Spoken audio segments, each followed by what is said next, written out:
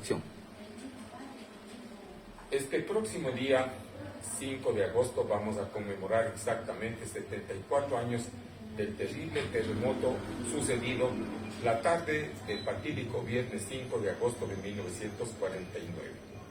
A las 2 de la tarde, en toda la región central del país y particularmente en la provincia de Tungurahua, se dejó escuchar un ruido muy profundo que venía de las entrañas de la tierra.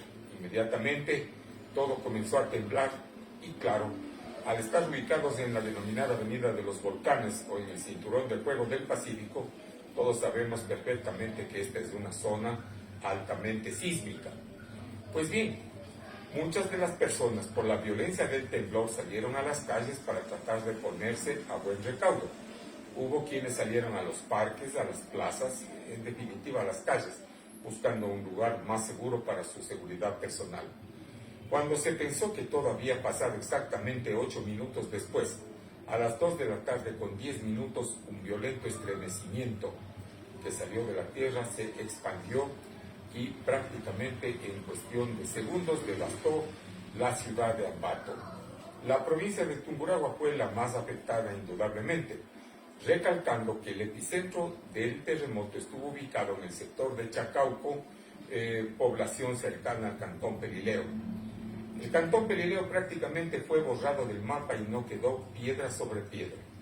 El padre Alberto Semanate, en su obra Sismología del terremoto de Pelileo, indica que fue un movimiento trepidatorio, es decir, de abajo hacia arriba, que duró en la escala de Mercalli, alcanzó, más bien dicho, en la escala de Mercalli la peligrosa cifra de 7.5, es decir, destrucción total. En lo que tiene que ver con la ciudad de Ambato, debemos señalar que los edificios públicos, los templos, prácticamente las viviendas, se fueron al piso. Importante señalar que la iglesia matriz de Ambato había sido declarada apenas un año antes, el 8 de agosto de 1948, sede pontificia, es decir, se crea la diócesis de Ambato mediante la bula Quod Maius. En esa oportunidad, Monseñor Salvador Ciino, funcionario de la Nunciatura Apostólica en el Ecuador, vino a proclamar la bula en los exteriores de la entonces Iglesia Matriz. Y contemplando el majestuoso templo, dijo que era de hermosura incomparable. Pero pedía a Dios que nunca se produzca un movimiento telúrico, porque él creía que definitivamente la iglesia se iba al suelo.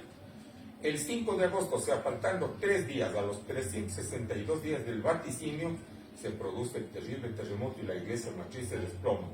Sus grandes cúpulas fueron al suelo, murió el señor Segundo Aguirre, que fue el primer vicario de la diócesis recién creada, murió un virtuoso sacerdote, el padre Juan Bautista Palacios, en cuyo honor hay ahora una unidad educativa de La Salle, y murieron una cantidad de religiosos, de seminaristas y de niños que se encontraban asistiendo aquella tarde al catecismo. En Pelileo la destrucción fue total. No había servicios públicos, no había vías de comunicación y prácticamente Pelileo se convirtió en una fosa común de inconmensurables dimensiones, puesto que se estima que solamente allá murieron entre 3 y 4 mil personas. El mismo día, en horas de la noche, el entonces presidente de la República, Galo Plaza Lazo, en cadena radial internacional se dirigió a las hermanas repúblicas del continente, haciéndoles saber de la destrucción que había sufrido esta importante provincia, este sector del país. La respuesta no se hizo esperar. Desde Argentina, el general Juan Domingo Perón y su esposa, la inolvidable Evita Duarte, despacharon de inmediato aviones que surtieron de frazadas, de colchones, de carpas, de utensilios y de cuanto les fue posible para socorrer a las familias tungurahuenses, ambateñas y pelileñas en particular. Asimismo, la solidaridad de Colombia, de Venezuela, de México y del resto de países fue inmediata. La respuesta fue generosa. Todos los pueblos de América recordaron las palabras del Libertador: nuestra patria es América. Las consecuencias realmente fueron de incalculables proporciones. edificios públicos destruidos, centros de salud, centros de educación, lugares religiosos y en fin, todo aquello de lo que se puede imaginar yacía por los suelos. Se presentaba por delante un enorme desafío para el gobierno. El presidente Plaza tomó inmediatamente medidas para tratar de paliar la situación.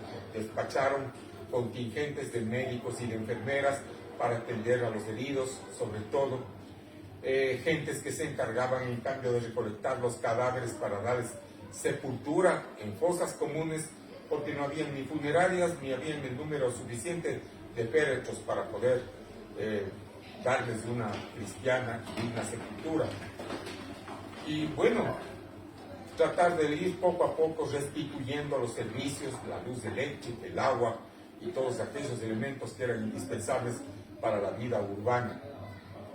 Debemos asimismo resaltar que la tarea de reconstrucción fue gigantesca.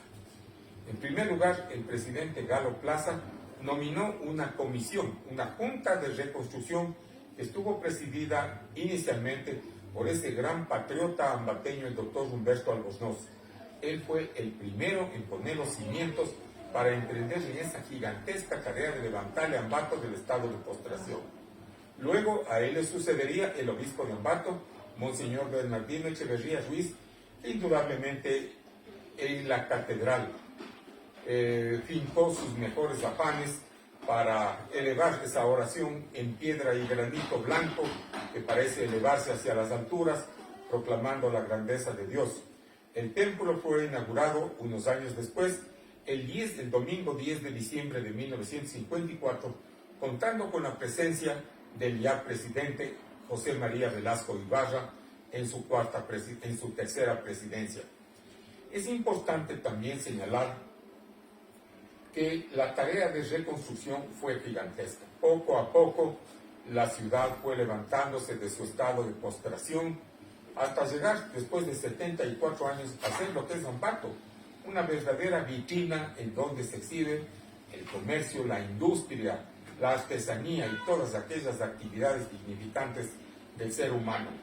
Recordamos con enorme pesar lo acontecido en aquella fecha, formulamos los más grandes votos por la aventura y prosperidad de Ambato y Tungurahua y desde luego recordamos siempre las palabras que nutren el mejor elogio a Ambato, es decir, que Ambato ha sido, es y será por siempre tierra de provisión.